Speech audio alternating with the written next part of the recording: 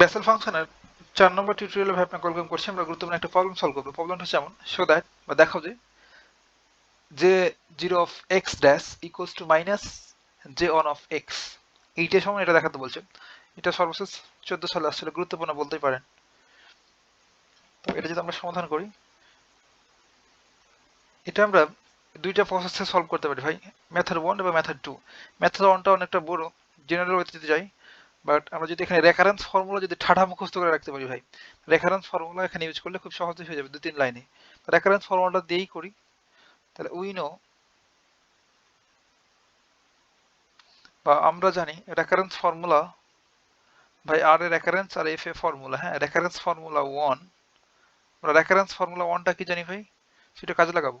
X J N of x dash equals to N. আমরা previous টিউটোরিয়ালে ভাই 6টা রেফারেন্স ফর্মুলা একসাথে লিখেছিলাম, ওই 1 নম্বর রেফারেন্স ফর্মুলাটা এখানে লিখছি।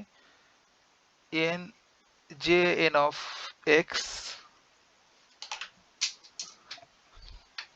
Sorry, minus x J N plus 1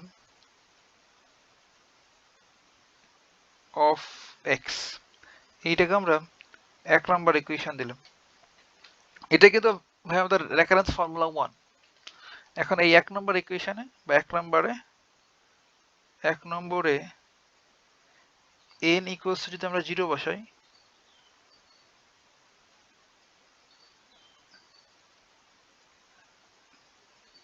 1 নম্বরে n ইকুয়ালস টু 0 বসে পাই x যে 0 x of dash equals to, এখানে n এ যদি 0 বসাই ভাই কি হবে, 0 into J N of x minus x যে 0 plus 1 of x implies that, তাহলে x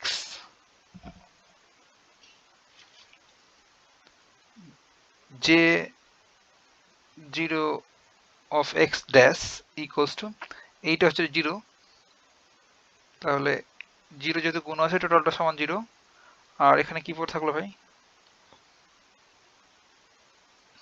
যে 0 আর 1 যোগ করলে 1 অফ, সরি,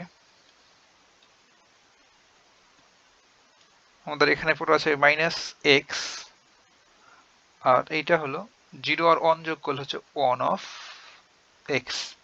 এখন উভয় পাশ থেকে যদি এক্স আর এক্সটা ক্যান্সেল হয়ে যায়, এ এক্স এবং এ এক্স নাই, তাহলে কি থাকলো আমাদের, যে 0 of x dash equals to minus J 1 of x. এটাই তো প্রমাণ করতে বলছিল, তাই না? হ্যাঁ, এক্স্যাক্টলি সেম। তাহলে আমরা লিখে দিতে পারবো এটা হচ্ছে প্রুফ অর শুড দেখানো হলো। এতটুকু ভাই, কথা হচ্ছে নেক্সট টিউটোরিয়ালে।